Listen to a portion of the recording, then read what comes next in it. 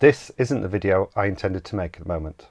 I was hoping to talk about how I created software to wirelessly control RGB LEDs using an Arduino RP2040, but that will wait until my next video. First, I'm going to talk about what went wrong and why I now have an expensive Arduino NANO RP2040 Connect with 2 broken GPIO ports, and it's all the fault of one LED. Or maybe it's my fault for not including enough protection against a faulty LED.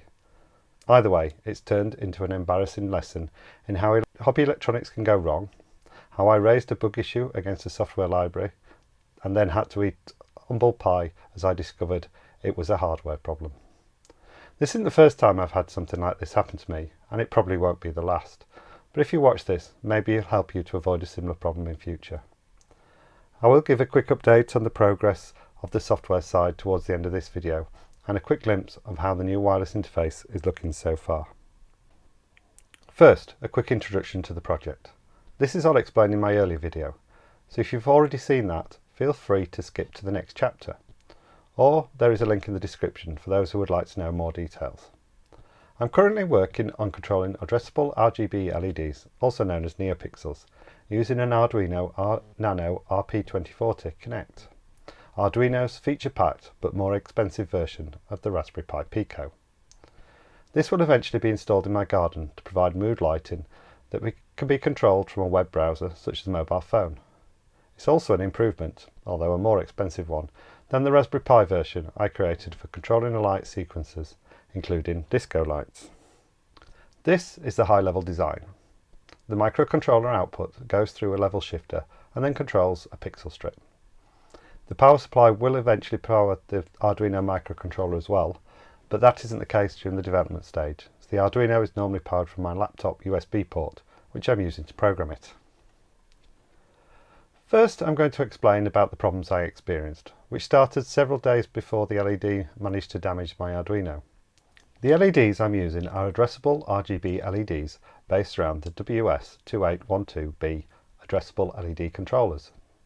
This is the same as Adafruit using their NeoPixels, although I stress this was not one from Adafruit.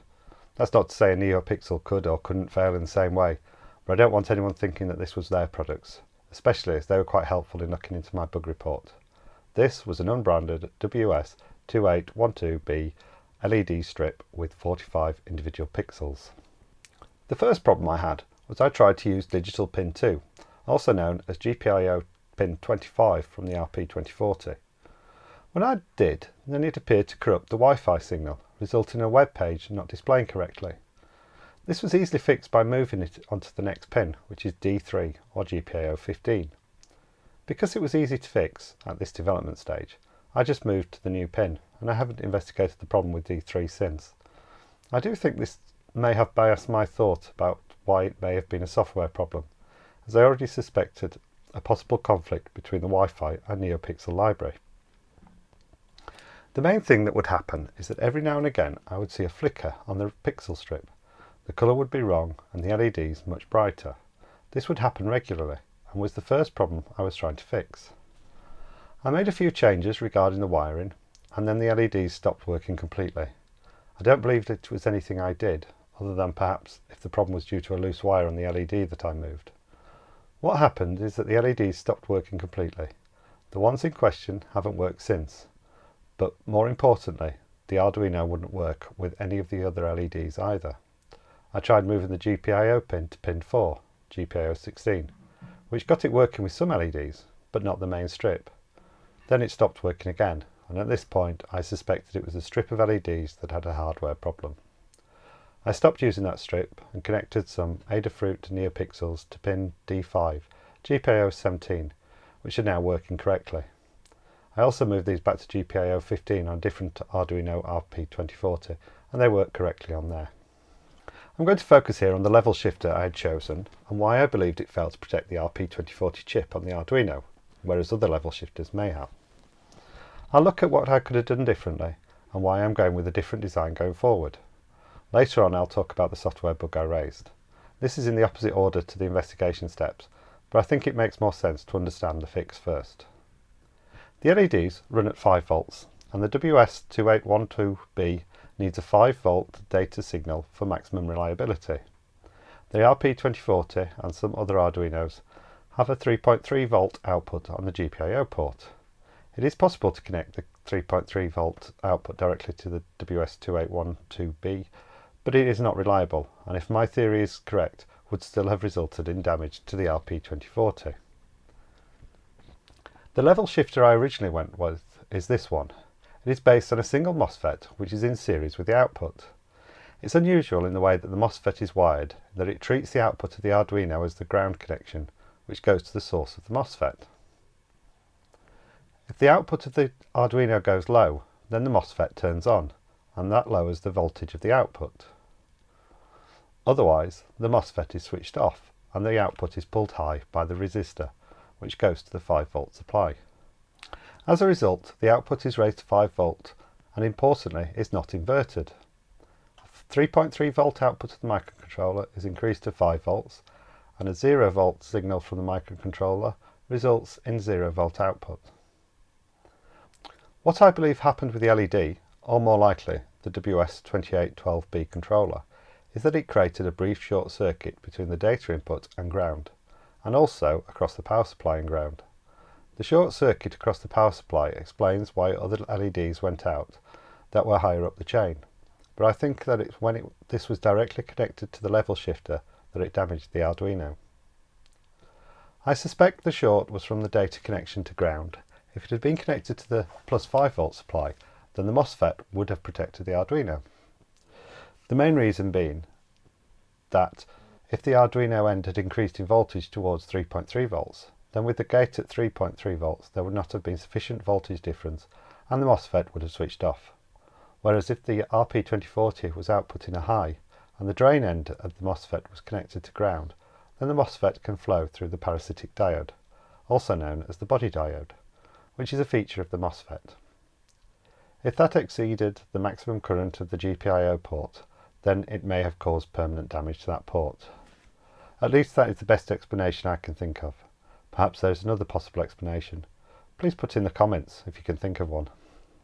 I've devised this simple experiment to see if I can recreate that and see if it's indeed possible to damage the RP2040 by passing a current through a parasitic diode of the MOSFET. I'm not going to actually sacrifice a board for this. With a current chip shortage, I'd rather avoid doing any permanent damage to an Arduino or even a less expensive Pico.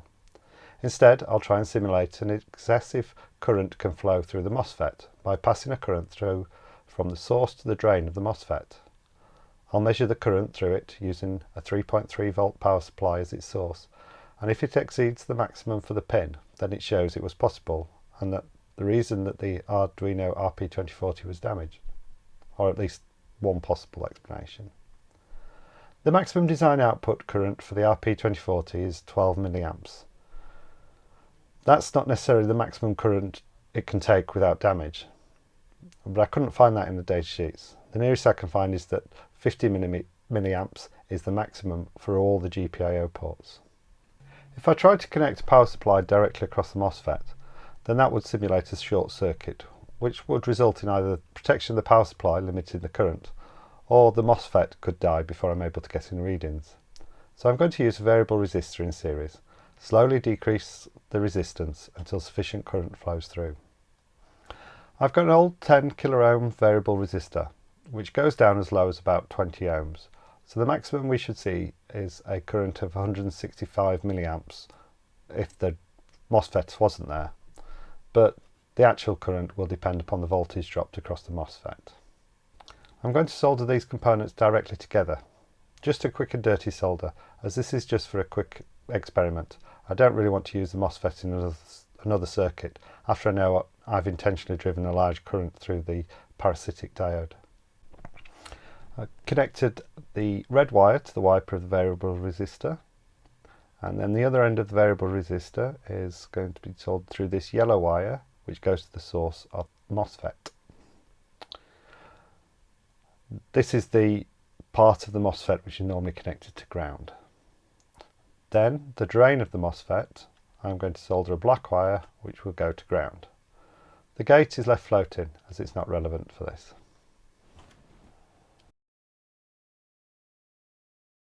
So now we've soldered those together, we can connect these up. So I'm going to connect to the positive terminal of the power supply, but I'm going to take it through the ammeter on this digital multimeter, go through the milliamp setting, which will go up to 600 milliamps. Then it comes out of that in series from the common terminal, and that's going to go to the wiper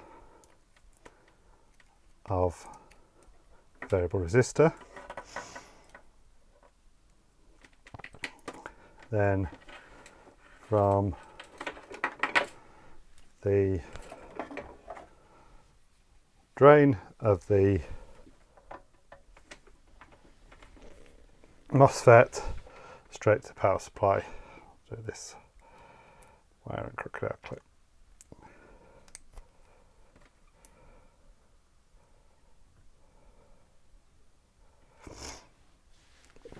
Now I'm going to set up my power supply.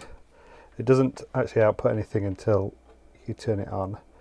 So I'm going to set the voltage to 3.3 volts, same as the RP2040. I'm going to limit it at 500 milliamps. I know the ammeter's at 600 milliamps, and that'll mean that I don't risk damaging that or blowing the fuse.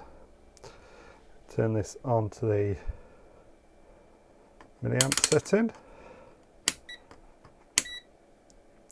DC milliamps. And then power on the output. So at the moment we've got a very tiny leakage current. We've got quite a big resistor in here, so I'm going to dial this down and see what happens as this goes down.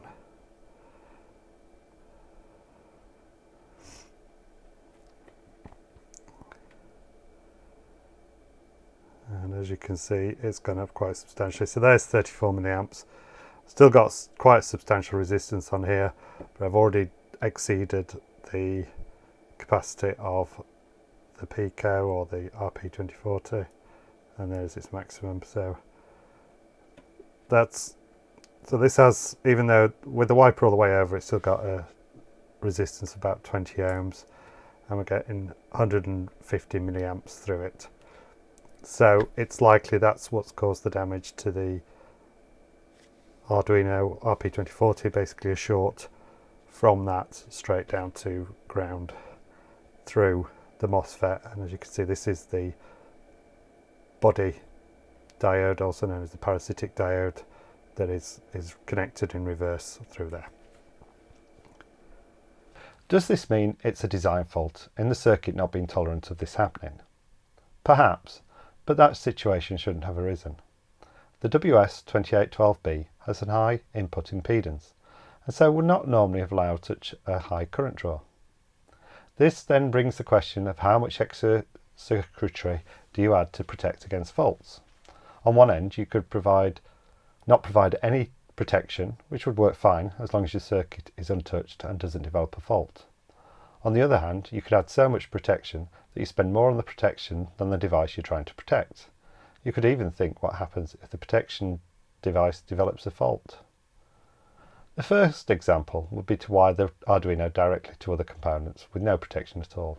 This isn't such a bad thing, as it's really how it's intended to be used.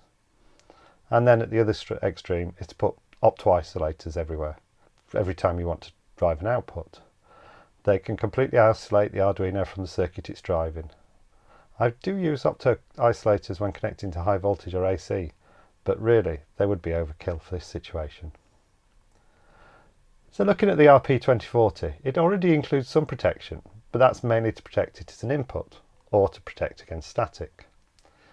I'd say for a simple circuit like this, with hindsight, it would have been better to consider some additional protection in case a faulty LED strip is connected to the output.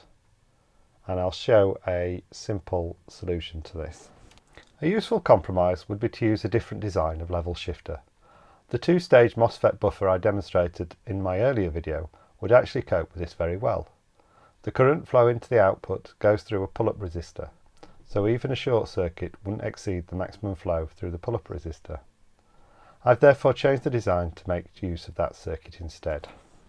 So now I've explained the hardware problem and the fix. Why did I think it was a software bug to the point of submitting a bug report? Firstly, I'll say I don't normally submit bug reports until I've already gone through everything I can think of to try and prove it's a genuine report. It's part of the way I've always taken bug reporting. From when I first worked at IBM on their mainframes, we would sometimes spend days working through a problem, looking through traces and memory dumps, before we considered submitting it as a bug. I've even written programs that have interpreted the network traces to create a visualization of what was happening before raising a bug report. The bug reports for IBM mainframes were taken very seriously because of the implications of such a critical equipment. I take a similar approach to submitting bugs for open source software. If I can follow the source code, I may try and identify the part of the code responsible, or even try and produce a fix for it. The problem with this is that the code is mainly written in assembler. I have written code in assembler before. For instance, my final year project for my electronics degree involved rewriting boot code using assembler. And more recently, I've been doing a little assembler on the RP2040. But it would have taken a lot to get to grips with how the NeoPixel code works. So I didn't really feel like I'd be able to fix it on my own. I therefore looked at what I knew. The problem only existed when using the RP2040. I tested with two different models of Arduinos, and I'd already tried the level shifter with a different Arduino as well. I had created reduced code which could replicate the error, but this only caused the error when used in conjunction with the wireless library. This all pointed to a conflict between the library used for the wireless library and the NeoPixel library. The earlier problem with using pin D2 appeared to confirm that as well, as that appeared to be a conflict between the RP2040 NeoPixel library and the wireless library. I'd also done other tests, such as connecting to a different power supply, in case that could have been the issue. And I still don't know why I only experienced the problem with the RP2040 while using wireless. I suspect there may be a slight difference in the timing which resulted in the problem manifesting itself during those circumstances. But as I say, it turns out this was actually a hardware problem in the end. In effect, this is a lesson about thorough testing before trying to appoint the blame, and in looking at whether there are simple things that you can add that provide a higher level of protection against hardware faults. Thank you to Adafruit for looking through the bug report, although essentially not needed. This has been a distraction from my project, but it doesn't mean I've stopped work since my last update. I developed the code a lot further, so my next video will be able to give you an update into that, with more details about how the code works and how you can add your own sequences. Here's a preview of how the web interface looks at the moment, but in the next video I'll also explain how you can change that and use it in your own automation. If you've not yet subscribed, please do so and click on the bell icon to get notified when my next video comes out. Thanks for watching. I look forward to seeing you on my next video.